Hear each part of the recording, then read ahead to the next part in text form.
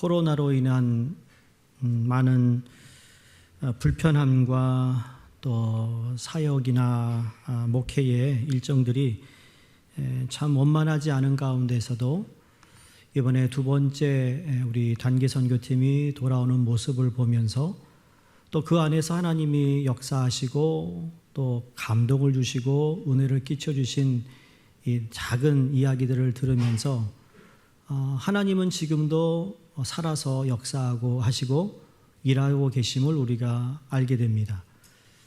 하나님이 일을 하고 있다라는 거예요. 어제는 제가 어떤 아는 선교사님에게로부터 연락을 받았어요.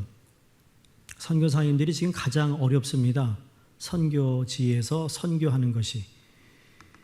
그래서 이 선교사님들이 한 지역에 있는 분들이 줌으로 우리가 함께 기도를 합시다. 그래서 그렇게 시작된 새벽 기도가 지금은 300명이 넘는 선교사님들이 줌으로 새벽 예배를 드리고 있어요. 전 모든 나라에 있는 아는 분들은 그러면서 제게 새벽 예배 설교 부탁을 하신 거였어요. 참 그걸 보면서 참 우리 선교사님들이 나름대로 그 영성을 지키기 위해 외출을 할 수 없는 가운데 더러는 선교지가 너무 열악해서 한국으로 돌아와서 쉬어야 하는 그러한 분도 계시지만 어찌됐든 간에 꾸준히 이 선교를 통한 또 부름을 받은 그 사역들을 감당하고자 하는 모습들을 이렇게 보면서 하나님은 여전히 살아계시다. 하나님은 여전히 일하고 계시다. 우리가 그것을 의식하고 있던 의식을 하지 못하던 간에 하나님은 일하고 계시다라는 거죠. 물론 우리 성도님들은 뭐 선교사가 아니고 뭐 선교지에 대한 관심은 있지만 나가셨던 게 없기 때문에 그러나 여러분의 삶 그 터전 자체가 선교지라고 생각을 하셔야 됩니다. 여러분의 직장 안에서 이루어지고 있는 여러 가지 일들 가운데 여러분 하나님의 선한 뜻을 이루고자 하는 그 마음을 하나님께서 아신다면 하나님은 그곳에서도 여러분을 통하여 살아계신 하나님을 나타내 보이시기를 원하시고 있다는 겁니다. 프랑스의 철학자인 아주 유명한 수학자고 철학자인 데카르트라는 철학자가 나는 생각한다, 고로 나는 존재한다 라는 유명한 말을 했죠. 영어로 I think, therefore I am 이라고 그랬습니다. 내가 지금 생각하고 있다라는 그 자체가 내가 지금 살아있다라는 말이죠. 내 존재의 유무, 살아있는 자인가 죽은 자인가를 판단할 수 있다라는 말입니다. 생각은 인간이 하나님께로부터 받은 큰 축복 가운데 하나입니다. 하나님이 만물을 창조하시고 난 후에 여러분 유독히 이 인간에게만 생각이라는 것을 허락하셨다라는 거예요. 그 외 모든 동물들은 그냥 본능에 의하여 자기들이 살아갑니다. 인간이 가지고 있는 이 생각, 근데 이 생각이 다 좋은 것은 아니에요. 우리의 생각이 어디에 있느냐에 따라 생각의 차이가 엄청나게 달라집니다. 예를 들어 볼까요? 여러분 일주일을 살아가시면서 여러분의 가정이나 아니면 여러분의 직장에서 일어나는 여러 가지 일들이 있잖아요. 그런 고민거리, 걱정거리, 문제거리 아니면 뭐 그런 것이 없다 하더라도 아침에 하루를 시작할 때 내가 어떻게 하루를 보낼까 생각하고 시작한 사람과 그냥 아무런 생각 없이 하루를 시작한 사람과의 그 하루를 마치고 난 후에 잠자리에 들기 전에 여러분 삶의 모습은 아마 다를 것이라 생각됩니다. 여러분 직장 동료들 가운데 나를 힘들게 하는 사람이 있고 또 내가 좋아하는 사람이 있는데 여러분 그런 사람들을 내가 매일매일 직장에서 만나볼 텐데 그 사람들에 대해 내가 어떻게 그러면 좋은 관계를 맺을까? 아니면 어떻게 내가 배려를 할까? 어떤 말을 해야 우리가 원만하게 직장 생활을 할 수 있을까라는 생각을 하고 시작한 사람과 아무런 생각 없이 그냥 그렇게 직장 생활하는 사람과의 차이도 분명히 있습니다. 보세요. 같은 10시간을 일해요. 같은 장소에서 일을 해요. 그런데 어떤 생각을 하고 있었느냐에 따라서 그 삶의 마지막 부분의 모습은 다르다라는 거예요. 내가 무슨 생각을 하였는가에 따라 다른 결과를 가져다 준다는 것이죠. 그래서 생각은 축복의 결과든지 파괴의 결과든지 꼭 그 결과를 낳게 돼 있어요. 사람들의 행동은 선하든 나쁘든 마음의 생각에서 나오는 것인데, 이 행동은 마음속에 뿌리 내리고 있는 여러 생각들 중에서 우세한 관점, 우세한 가치관을 형성하는 생각들로부터 나온다라는 겁니다. 근데 그 생각이 선하냐 혹은 악하냐라로 분리되는 거예요. 세상적인 기업가이며 일본의 경영의 아버지라고 불리우는 이나모리 가즈오라는 기업인이 있습니다. 이 사람이 유명해진 것은 책을 썼기 때문이에요. 유명해지려면 책을 써야겠더라고요. 여러분 책 쓰세요. 유명해지고 싶으면. 생각의 힘이라는 책인데, 이분이 생각의 힘을 이렇게 다시 단어를 바꾸어요. 이 사람은 사고방식을 이야기하며, 사고방식, 우리의 사고방식이 인생을 바꾸더라. 그래서 능력과 열의보다 더 중요한 요소는 사고방식이다 라고 말을 합니다.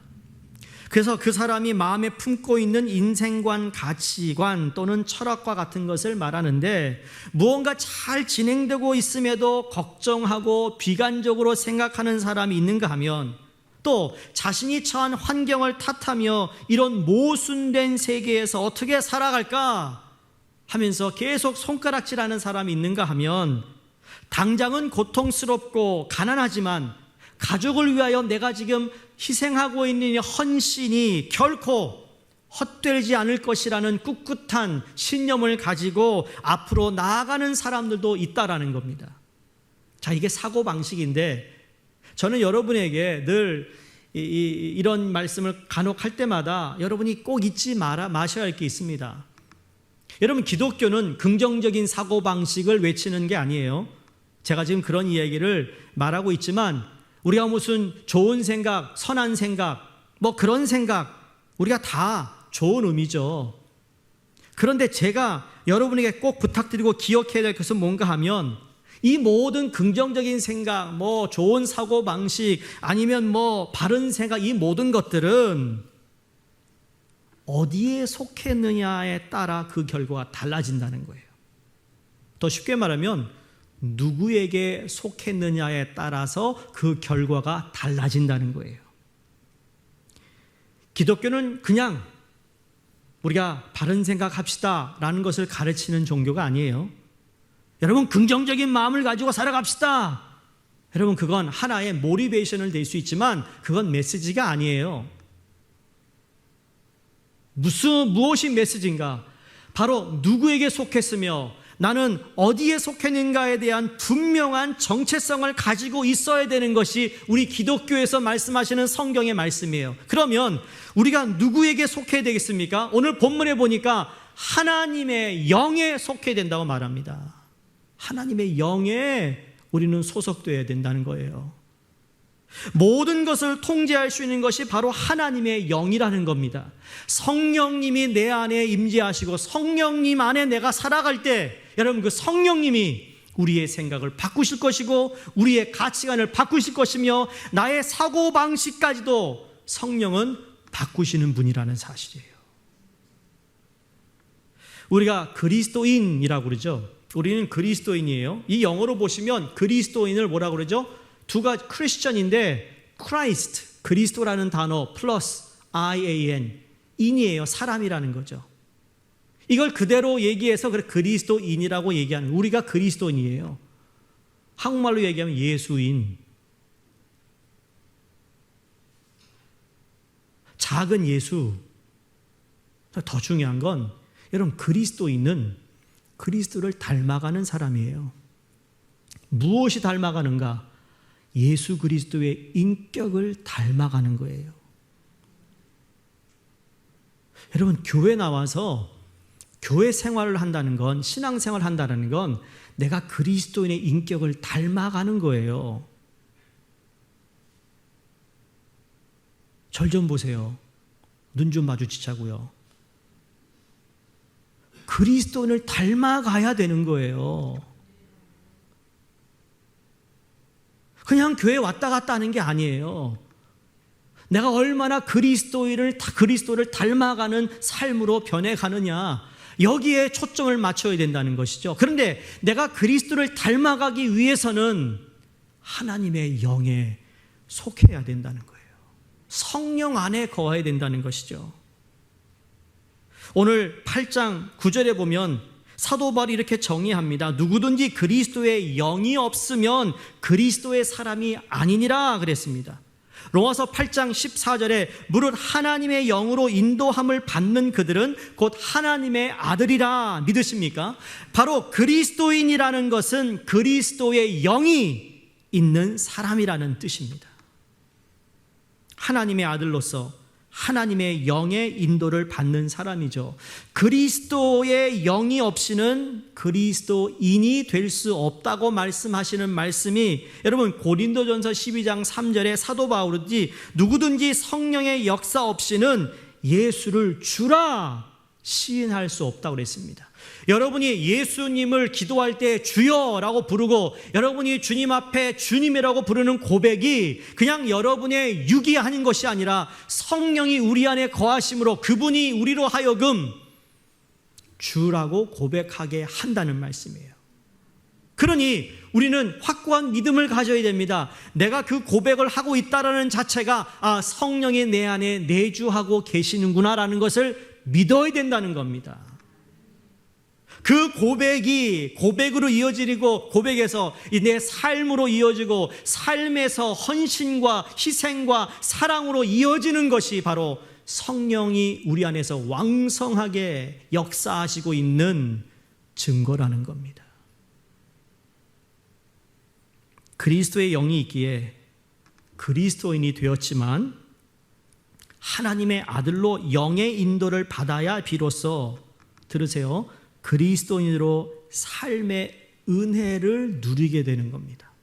예수를 믿어서, 예수를 믿는 것까지도 성령께서 도우셔서 내가 예수님을 내 구세주로 고백하고 시인했어요. 그리스도인이 되었어요. 자, 그리스도인이 된 이후의 삶은 죽을 때까지 그리스도인으로서 삶의 은혜를 내가 누리기 위해서 성령의 인도를 받아야 된다는 거죠.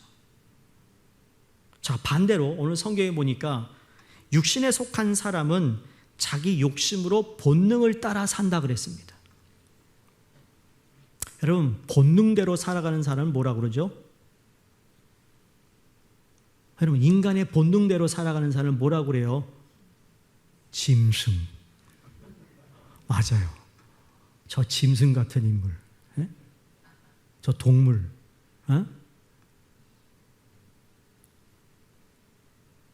이건 종교인이 아니더라도, 그렇죠? 이야기하는 거예요. 여러분, 우리가 하나님의 영, 하나님의 형상대로 지음을 받았기 때문에 이만큼이라는 거예요.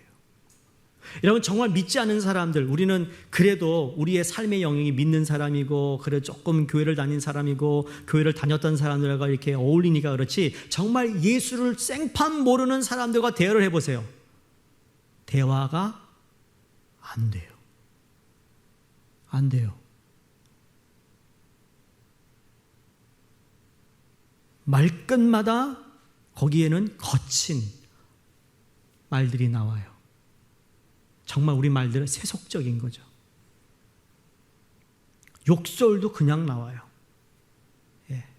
18살이 많이 나오잖아요. 보통이에요. 한국식 맨, 우먼이 많이 나와요. 못 알아들은 분들은 뭐 나중에 설명 들으세요.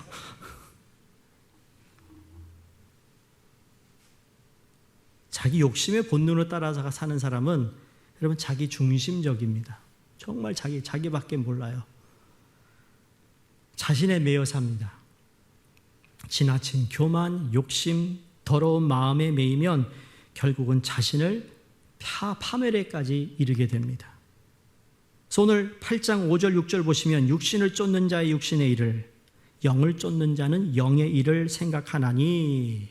그 다음 보시면 육신의 생각은 사망이요 영의 생각은 생명과 평안이니라. 그러므로 그리스도인이란 그 생각이 영의 다스림을 받는 사람이라는 겁니다. 결국 생각인데, 오늘 본문에도 생각이라는 단어가 나오는데, 그럼 무슨 생각, 누구에게 속한 생각, 어떤 생각을 해야 되느냐에 따라 결정이 이루어진다는 거예요. 세 가지로 여러분과 말씀을 나눕니다. 첫 번째, 여러분, 우리 생각은 생명과 멸망을 결정한다는 걸 알아야 합니다. 내 생각이. 오늘 본문 말씀으로 돌아가서 방금 읽었던 말씀 보세요. 육체를 따르는 자는 무슨 일을요? 육체의 일을, 육신의 일을. 영을 따르는 자는 영의 일을 생각한다. 육신의 생각은 사망이요 영의 생각은 생명과 평안이라. 그 다음 7절에 8절에 보시면 육신의 생각은 원수가 되나니 이는 하나님의 법에 굴복하지 아니할 뿐 아니라 할 수도 없다. 이제 이해가 좀 되시나요? 하나님의 말씀 안에 내가 살아야 됨을 알면서도 여전히 그걸 따라가지 못하는 것은 내 안에 아직 육신의 생각이 많다라는 뜻이에요. 성경을 그대로 비춰보면 그대로 보이게 돼 있다라는 거죠. 과격적인 표현인데, 육체의 일을 생각하는 사람은 하나님과 원수요 사망이요 영의 생각을 하는 사람은 곧 생명과 평안을 얻게 된다. 전 여기에서 그냥 우리에게 생명이 주어지는 것뿐만 아니라 플러스 뭐가 이어집니까? 평안이라는 거예요. 자, 내가 생명을 택할 때마다 내 안에 따라오는 게 있는데 평안이라는 거예요. 반대로 내가 누구를 험담하고 누구를 욕하고 누구를 비난하고 누구를 막 이렇게 안 되게 하는 그러한 말과 행동과 생각을 하면 내 안이 평안할까 안 할까요? 평안하지 않아요. 여러분 한번 해보세요. 네, 절대 편안하지 않아요. 그 사람하고 말싸움을 하고 있는 내가 그 사람 말로 이겼는데 결국은 그 사람은 말싸움에 져가지고 기분이 되게 나빠요. 그럼 나는 이겼으니까 자식. 그런 내 마음은 어떻죠? 절대로 안 편안해요. 지금 그 말씀하는 거예요.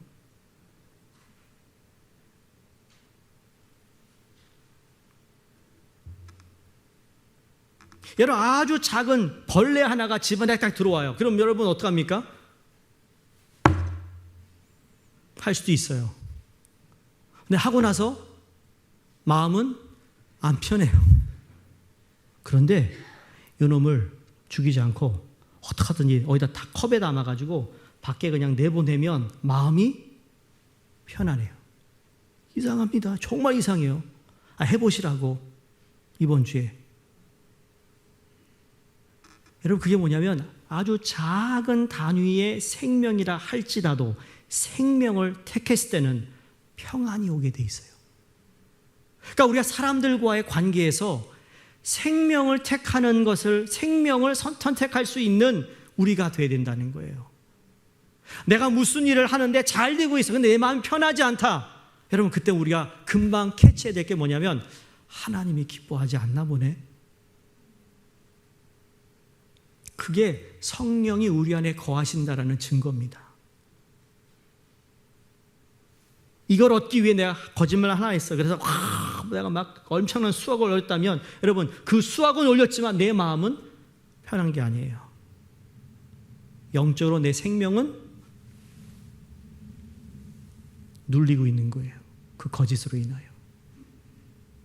성도님들, 우리는 생명을 택해야 됩니다.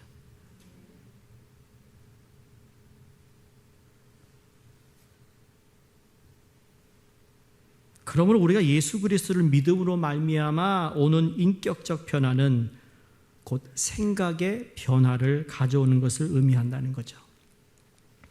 오늘 본문에서 이 생각이라는 단어를 영어 성경에서는 mind라고 썼습니다. M-I-N-D, mind인데 이 마인드가 다시 여러분 이것을 성경에서 번역해 보면 마인드는 마음으로 또 쓰여집니다. 그래서 생각이라는 것은 곧 마음이라는 말입니다. 생각은 마음의 흐름이고 표현인데 생각이 가면 마음이 따라가게 마련이 되는 거예요. 내가 생각하면 내 마음이 글로 가요. 생각합니다. 오늘 예배 끝나고 점심 뭐 먹을까?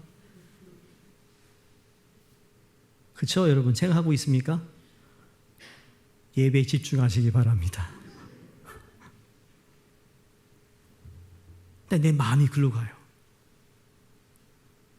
소위 우리가 아는 분들에게 무슨 축하의 선물을 드리고 생일 축하들 뭐 선물을 주고받습니다. 여러분, 이 선물의 가운데 가장 아름다운 선물이 어떤 선물일까요? 누구요? 무슨 선물? 마음이 담긴 선물이에요. 자, 우리 잘 들으세요. 마음이 담긴 선물은 오래 가게 돼 있어요. 비싼 선물은 그때만 좋아요. 그러니까 비싼 선물 하지 말라고요. 오래 가는 선물을 하자고요. 우리 남자분들이 목사님 너무 설교 오늘 잘했어. 그러실 것 같아. 비싼 게 아니라는 거예요. 마음이 담긴 선물이 아름다운 선물이에요. 돈으로 따지면 하찮은 걸 수도 있지만 그러나 마음이 담긴 선물은 그 사람이 나를 생각해 준다는 것 때문에 참 특별한 겁니다. 이게 하나님과 우리의 관계도 마찬가지잖아요. 성령을 쫓는 사람은 그 마음이 항상 하나님에게 가 있다라는 얘기예요. 내가 항상 하나님을 의식하고 있다라는 거죠. 어떻게 오늘 하나님의 명령대로 거룩한 삶을 살 수 있을까? 어떻게 하면 하나님을 내가 기쁘시게 할까? 항상 그것을 생각하게 되는데 성령의 사람은 하나님을 기쁘시게 하는데 최선의 관심을 기울이기 때문에 저절로 자신의 욕망에 사로잡히지 않습니다. 자기 욕심에 사로잡힌 사람, 그러니까 우리는 금방 알죠. 성경을 통해 금방 비춰보면 안다는 거예요. 그 안에 너무 육이 너무 살아있구나. 교회를 다니면서 예수를 믿는다면서 하나님의 영의 지배보다는 너무 육적인 지배를 받고 있구나라는 것을 금방 알 수 있는 거예요. 여러분, 이건 내 스스로 나를 진찰해 봐야 되는 겁니다. 체크업을 해 받아야 되는 거예요. 그러니까 그리스도의 뜻이 내 뜻이 되는 것. 6절에 보니까 영의 생각은 생명과 평안이라 했는데 다시 반복해 말씀드립니다. 생명이 있는 삶은 어떤 삶이까? 영의 지배를 받는 거예요. 그리스도의 중심의 삶을 사는 것이고 하나님을 기쁘시게 하는 삶을 뜻합니다. 그래서 거룩한 생활이라는 건 따로 있는 것이 아닙니다. 거룩한 삶이라는 것은 하나님이 생각하시는 것을 내가 생각하면 그것이 거룩한 삶으로 살아가는 삶의 모습이라는 거예요. 따로 내가 무슨 몇 시간을 기도하고 성경을 몇 장을 읽어야 거룩한 삶을 얘기하는 게 아니에요. 그것도 과정 중에 하나지만 그 모든 내 기도와 말씀을 읽고 말씀을 묵상한 것은 바로 하나님의 생각을 하게 하고 하나님이 기뻐하시는 건 무엇인가를 생각하게 함으로 거룩한 삶으로 이어지는 거라는 거죠. 구분된 게 아니에요. 여기서 예배는 잘 드리는데 나가서는 전혀 하나님을 생각하지 않고 살아간다는 것, 여러분 그게 오늘날의 가장 큰 문제거리가 아니겠어요? 주일 예배 때는 너무너무 내가 참 그렇게 살아야지 하고 나가서는 그게 안 될 때마다 여러분 기도하는 겁니다. 아침에 내가 마음을 다시 하나님을 향하여 갖는 겁니다. 그래서 기도를 묵상을 아침에 하는 거예요. 잠자리에 잠들기 전에 하면 말이에요. 그냥 꿈에서만 봐요. 삶에 하나도 도움이 안 돼요. 또 그걸 자랑하는 분이 있어요. 목사님 어제 주님 봤어요. 주님은 일상생활에서 만나세요. 꿈나라에서 보지 말고 매일 꿈 얘기만 해. 그러니까 매일 그냥 꿈 얘기만 하잖아요. 꿈 얘기. 내가 직접 닫고 있는 저 사람과 가운데에서 주님의 거룩한 모습이 내 안에서 발견돼야 되잖아요. 하나님의 생각과 인간의 생각이 다르기 때문에 끊임없이 우리는 노력해야 할 과제가 있는 거예요. 인간의 생각을 하나님의 생각에 맞추려고 하는 것. 우리는 하나님을 만남으로 내 생각을 하나님 생각에 맞출 때 불안한 심령이 평안을 얻고 좌절한 심령이 용기를 얻으며 부정적인 인생이 긍정적인 인생으로 바뀌는 줄로 믿습니다. 마태복음 15장 18절에 입에서 나오는 것들은 마음에서 나오나니 그랬어요. 이것이 야말로 사람을 더럽게 한다. 마음에서 나오는 것은 악한 생각, 살인, 간음, 음란, 도적질, 거짓 증거, 회방이니 이런 것들이 사람을 더럽게 하는 것이요 그랬습니다. 그러니까 악한 생각이 사람을 더럽게 하고 악한 생각이 곧 인간을 죄인으로 만든다는 겁니다. 그래서 우리의 생각을 지킬 줄 알아야 합니다. 생각나는 대로 생각하면 안 됩니다. 왜일까요? 우리 생각을 영이 지배하기를 원하는 만큼 마귀 사단이 우리 생각을 지배하고 싶어서 그렇습니다. 그리스도인이 그리스도인의 삶을 살아가는 가운데 가장 우리를 방해하는 마귀가 우리 생각으로 침투하기 때문이에요. 마귀는 우리의 생각을 통해 자연스럽게 침투합니다. 마귀로부터 승리하기 위한 여러분 영적 전쟁의 체계 딘 셜먼이 뭐라고 그랬죠? 첫 번째는 생각을, 두 번째는 마음을, 세 번째는 우리의 말을 지켜야 된다고 말했습니다. 그런데 우리 생각과 마음이 이미 정복되면 말은 그냥 구제불능이라는 거예요. 가룟 유다가 예수를 팔려고 할 때 요한복음 13장 2절에 이렇게 얘기합니다. 마귀가 벌써 시몬의 아들 가룟 유다의 무엇의 마음에 예수를 팔려는 무엇을 넣었어요? 생각을. 보세요. 마음과 생각이 다 등장합니다. 누가 이것을 침투했다고요? 마귀가. 결국 가룟 유다는 예수를 배반하고 십자가에 못 박히도록 팔아 넘겼으며 자신은 은 30냥을 얻었지만 결국은 마음이 평안치 않아 자살했어요. 자, 보세요. 만약에 예수님에 대한 생명을 택했다면 자기에게 어려움이 있고 아픔이 있지만 마음은 평안했을 거라는 거죠.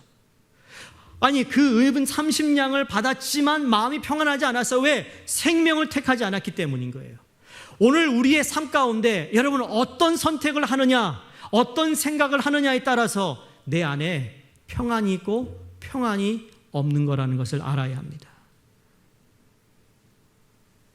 영의 생각은 생명이요, 육의 생각은 그래서 멸망이라고 성경이 말씀하고 있습니다.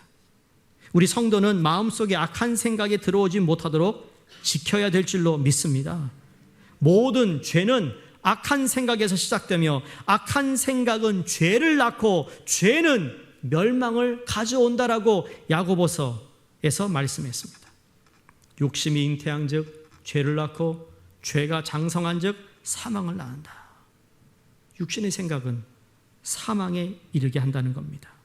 성도님들, 지금 무슨 생각을 하고 있으십니까? 무슨 생각이 여러분의 마음을 계속 가득 채우고 있습니까? 땅의 것을 생각하고 계십니까? 아니면 하늘의 것을 생각하고 있습니까? 남을 미워하는 생각입니까? 섭섭한 생각입니까? 원통한 생각입니까? 분한 생각입니까? 불결한 생각은 여러분 땅의 생각입니다. 아름답지 못하다고 성경이 말씀합니다. 위의 것을 생각하는 것이 신령한 것을 구하는 것이에요. 그리스도를 생각하는 것이죠. 그래서 교만한 생각이 들 때 그리스도의 겸손을 생각하는 거예요. 가난이 서러울 때 예수님이 인자가 머리 둘 데가 없는 모습을 생각해 보는 거예요. 고통 중에 있을 때 그리스도 십자가의 아픔을 생각하는 거예요. 내가 누구에게 배신을 당했을 때 주님께서 제자들에게 배신당하심을 생각해 보는 거죠. 억울한 일을 당했을 때 주님께서는 빌라도의 법정에 끌려가는 것을 생각해 보는 거예요.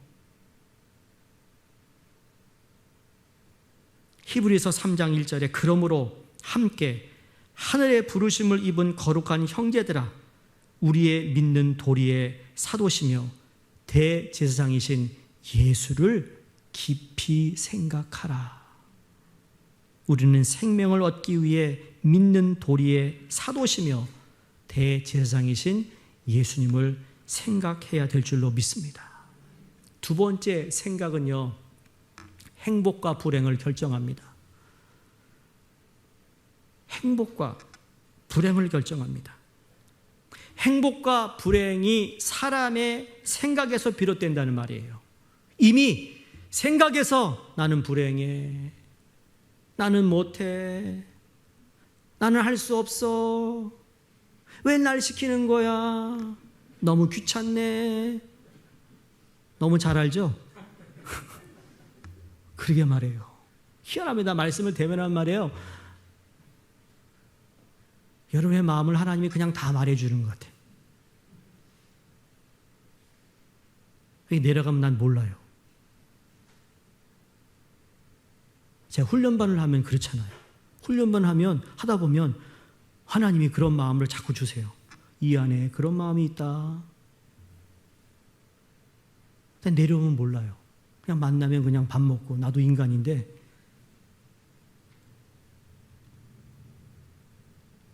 생각에, 이미 생각에서 다 끝나버렸어요. 이 세상에 어떤 사람이 행복하고 어떤 사람이 불행한 사람입니까? 여러분, 소유가 많으면 행복할 것 같죠? 지위가 높으면 행복할 것 같죠? 돈 많으니까 행복하던가요? 잠시는 행복해요. 근데 돈이 있었는데 점점 구좌에서 내려가는 걸 보면, 계좌에서 내려가는 걸 보면 이게 마음이 불안해져요.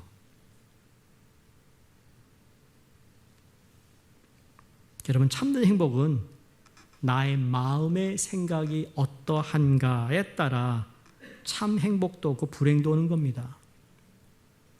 프랑스의 루이 14세는 인류 역사 가운데 가장 사치스러운 왕이었다고 합니다. 정말 사치스러운 사람인데 자기가 가지고 싶은 것은 다 가져보고 하고 싶은 것은 다 해보았대요. 그러나 그것이 그에게 만족을 주지 못해 심각한 병이 걸렸다는 겁니다. 행복이 없어서 만족하지 못해 병이 걸려가지고 유명한 의사는 다 불러다가 진찰해봤지만 원인을 알 수 없었다고 합니다. 어느 날 참 나이가 지극히 든 의사를 만나가지고는 경험이 풍부한 의사가 이 왕을 진찰하다 보니까 이렇게 왕에게 말했대요. 대왕의 병은 보통 병이 아닙니다. 이 병을 고치기 위해서라면 세상에서 가장 행복한 사람을 찾아 그 사람의 속옷을 빌려 입으면 이 병이 낫겠습니다. 그러더래요. 그래가지고 이 왕이 그 행복한 사람을 찾아 나섰습니다. 돈이 많은 사람도 찾아가 보고, 명예가 있는 사람을 찾아가 보고, 지식이 많은 사람을 다 찾아갔지만 다 불행 속에 살고 있더래요. 너무너무 실망해서 다시 집으로 돌아가는 그 길에 저기 시골 나무 밑에서 양을 치는 목자가 불을 켜면서 아주 아름다운 노래를 부르고 너무너무 행복해 보이더래요. 그 목자를 찾아가서 당신 지금 행복합니까? 그랬더니 나 너무 행복한데요. 그러면서 자기 사정을 이야기했답니다. 속옷을 얻어 입으면 병이 낫겠다고 하는데 혹시 당신의 속옷을 내주면 안 되겠습니까? 그랬더니 목자가 우통을 벗더니 나는 속옷을 안 입습니다.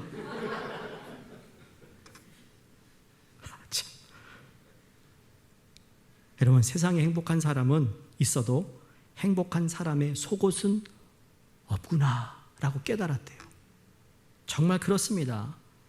행복한 사람의 속옷은 그런 옷이 아닙니다.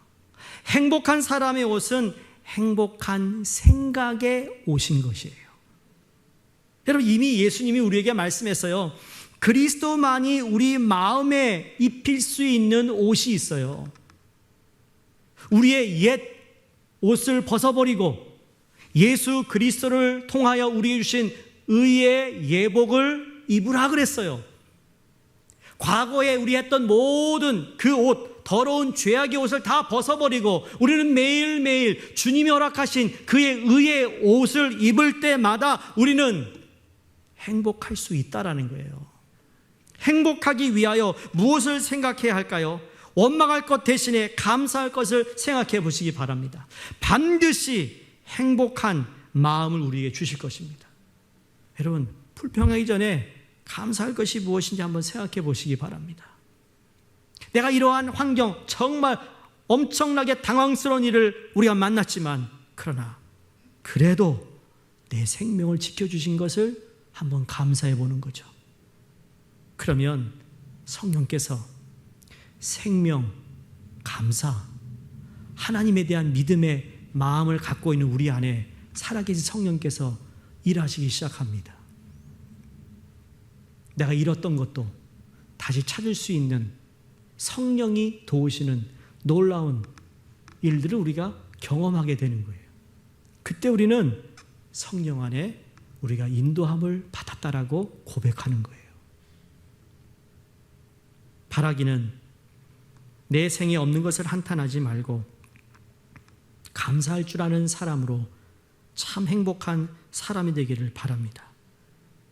빌립보서 4장 6절 7절에 우리가 잘 아는 말씀이죠. 아무것도 염려하지 말고 오직 모든 일에 기도와 간구로 너희 구할 것을 무엇으로 아뢰라고요? 감사함으로 하나님께 아뢰라. 그리하면 모든 지각에 뛰어나신 하나님의 평강이 그리스도 안에서 너의 생각과 마음을 지키시리라. 마음과 생각을 지키신다. 마지막 세 번째 생각은요, 성공과 실패를 결정합니다. 성공과 실패를 결정합니다. 우리는 성공과 실패의 모든 조건을 환경에 또 교육에 둡니다. 더러는 부모에게 책임을 지우기도 합니다. 내가 부모를 잘못 만나가지고 이렇다고, 내 주위의 환경이 이래서 내가 안 됐다고. 그렇게 생각하는 사람은 절대 성공할 수가 없습니다. 성공해도 잠시 성공을 맛보고는 잃어버릴 겁니다. 모든 것은 역시 생각에서 결정되는 것인데, 신령한 생각, 여러분, 이 신령한 생각이라는 건 창조적인 일을 우리가 생각했으면 좋겠어요. 여러분, 하나님의 영이, 성부, 성자, 성령님이 모든 만물을 지으실 때 계셨어요. 창조의 하나님이에요. 성령 충만한 삶을 살아갈 때 우리의 무슨 큰 성령 충만하다고 우리 여러분 가가지고 막 사업하지 마세요. 그런 의미가 아니라 우리에게 작은 이 문제를 뚫고 나갈 수 있는 창의적인 지혜를 허락하세요. 아, 이렇게 하면 되겠구나. 아까 말씀드린 내 직장 동료하고 이런 갈등이 있는데 성령이 우리에게 주시는 창의적인 생각을 갖게 되면 그 사람과 얽혔던 것을 풀을 수 있는 뭔가를 발견하게 되는 거죠. 우리에게 그 생각을 주시는 거예요. 참 하나님은 신실하신 하나님인데, 여러분, 저도 여기서 목회하면서 기도하는 가운데 주님이 주는 생각들이 있어요. 그냥 생각을 순종했을 뿐인데 하나님 그 생각을 하나님의 일로, 하나님의 역사하심을 계속 조금씩 펼쳐가는 것을 보게 됩니다. 한두 가지가 아닌 거예요. 이걸 보면 하나님은 인간의 생각이 아닌 하나님의 생각을 우리에게 주세요. 하나님이 그 생각을 주신다고요. 내가 그 생각에 순종하고 나가면 하나님은 그 다음 것을 또 준비해 놓으시는 하나님임을 믿으셔야 합니다. 여러분의 가정사, 여러분의 경제사, 여러분의 자녀 교육, 이 모든 것들을 여러분 그냥 너무 세상에서 얘기하는 것만 귀 기울이지 마시고 하나님의 영이 내게 무슨 말씀을 하고 계시는지를 통하여 이 상황은 이런 가운데서도 그 자녀가 상황을 뚫고 올라갈 수 있는 놀라운 축복의 삶을 여러분이 도와주셔야 된다는 거예요. 인생을 성공적으로 살아간 사람들이 다 나름대로 생각이 달랐던 사람들임을 우리가 알 수 있습니다. 조그마한 차이가 운명을 바꾸고 생애를 바꾸어 놓는 것을 보는데, 여러분, 인생을 성공한 사람들의 공통적인 한 가지 요소가 있다면 다들 무슨 생각했느냐? 긍정적인 생각이에요. 그러면서 외쳤던 것이 할 수 있다 였다고 합니다. 할 수 있다. 근데 저는 여러분에게 무턱대고 할 수 있다, false hope을 주고 싶지 않아요. 세상 사람들은 긍정적인 생각을 가지러 할 수 있다고 믿으십시오. 내 안에 그런 능력이 있다고 믿으십시오. 근데 성경은 그렇지 않습니다. 우리 안에 그런 능력이 없어요. 그런 할 수 있다라는 건 긍정적인 생각일 뿐, 나의 능력으로, 나의 재능이 이런 걸 뒷받침해 주지 못한다는 거예요. 그런데 성경에서는 예수 그리스도로 인하여 할 수 있다고 말씀합니다. 왜? 마가복음 9장 23절에 예수님께서 말씀하셨습니다. 할 수 있거든이 무슨 말이냐? 믿는 자에게는 능치 못할 일이 없느니라 하셨습니다. 세상에서 말하는 할 수 있다와 예수님이 말씀하셨던 내가 할 수 있는 건 예수 그리스도께서 내게 능력 주심으로 말미암아, 내게 능력 주시는 그분을 믿음으로 말미암아 나는 할 수 있는 거예요. 그게 세상의 긍정적인 생각과 예수님이 주신 메시지의 차이인 거예요. 제가 여러분의 이 대조하는 것도 이 세상에서 얘기하는 긍정적인 생각을 제가 설교하는 것이 아니라 그것을 초월해서 하나님의 능력을 믿는 자에게 주시는 능력을 말씀하는 거예요. 이게 세상이라면, 세상이 이거라면 하나님의 능력은 이 위에서 오는 거예요. above, 그 위에서 내려오는 거라는 거죠. 전 여러분이 그 능력을 받으시기를 주의 이름으로 축원합니다. 저 여러분의 생각이 신령한 생각, 바른 생각을 할 수 있는 것은 우리가 믿고 있는 예수 그리스도 때문이고, 그 생각은 바로 우리에게 소망이 되고, 아직 내 눈에 보이지 않았다 할지라도 내가 바라볼 수 있는 소망이 된다는 겁니다. 우리는 선포해야 됩니다. 어떤 선포냐? 예수님으로 말미암아 우리의 내일은 희망적이다라는 거죠. 예수 그리스도로 말미암아 나는 그 일들을 주님의 도움으로 할 수 있다라는 고백을 하는 겁니다. 근거는 예수 그리스도, 하나님의 영, 성령님이신 겁니다.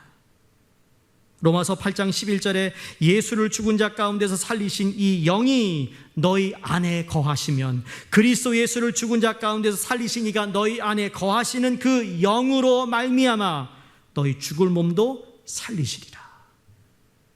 성령은 살리는 영이라고 그랬습니다.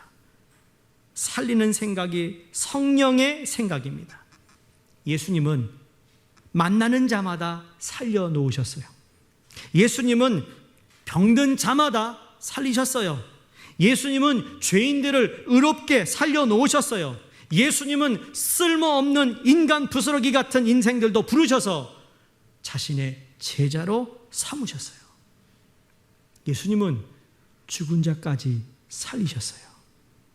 예수님은 저와 여러분을 살리셨어요. 생명도 살리셨어요. 낙심된 자도 살리셨어요. 인격도 살리셨어요. 가정 경계도 살리셨어요. 성령은 살리는 영입니다. 이제 살아났다면 여러분 이제는 더 이상 육신을 위해 살아가서는 안 됩니다. 나를 만족시키기 위한 삶을 살면 안 됩니다. 끊임없이 하나님을 기쁘게 하는 삶을 살아야 합니다. 그 삶은 마음에 있는 게 아닙니다, 여러분. 마음으로 그렇게 살겠어요? 아니면 생각이 아닙니다. 그건 고스란히 내 삶에서 보여지는 겁니다. 야, 저 사람이 정말 그렇게 각오를 하고 나니 정말 우리 교회에 정말 보이지 않는 것에서 헌신하네.